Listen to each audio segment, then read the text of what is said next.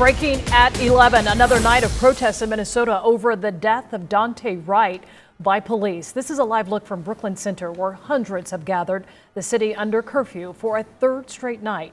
Cities across the nation also rallying from Chicago to Sacramento. And tonight, Atlantans joining in, making their voices heard. Dozens gathered in Centennial Olympic Park. It comes on the same day the former police officer who shot Wright was charged with manslaughter. That's Kim Potter. She was booked into jail this afternoon. CBS 46's Zach Summers live in Atlanta tonight after marching with local protesters. Good evening, Zach.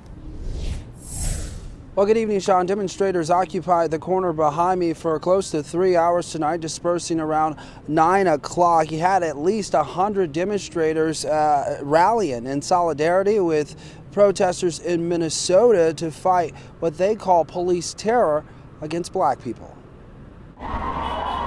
Holding signs that read, "Stop the war on black people," while the United States goes around the world preaching human rights and chanting calls for social justice. What do we want? Justice! When do we want it? Now! Demonstrators in Atlanta took their message to the streets, We're gonna march down this way. demanding police accountability and justice for 20-year-old Daunte Wright. We need to build a movement against racism. Leela Anad says she was outraged by Wright's death. The young black man was shot to death on Sunday after officers pulled him over for an expired car registration. Police say former officer Kim Potter thought she reached for a taser, but instead shot Wright with her handgun. Every single time a cop kills somebody, armed, unarmed, whatever the scenario, that's the first thing that they resort to, and we're not going to stand for it anymore. We're demanding justice, we're demanding accountability, we're saying convict and jail the killer cops. The absurdity was hard to take. Marla Curtin has been attending these types of protests for close to a decade.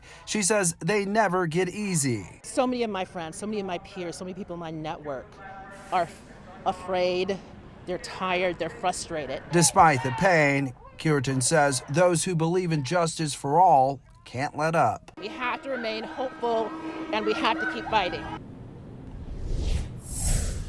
Well, there were no incidents to report from what we witnessed out here tonight. The group believes they could have had a larger turnout had it not been for the wet weather.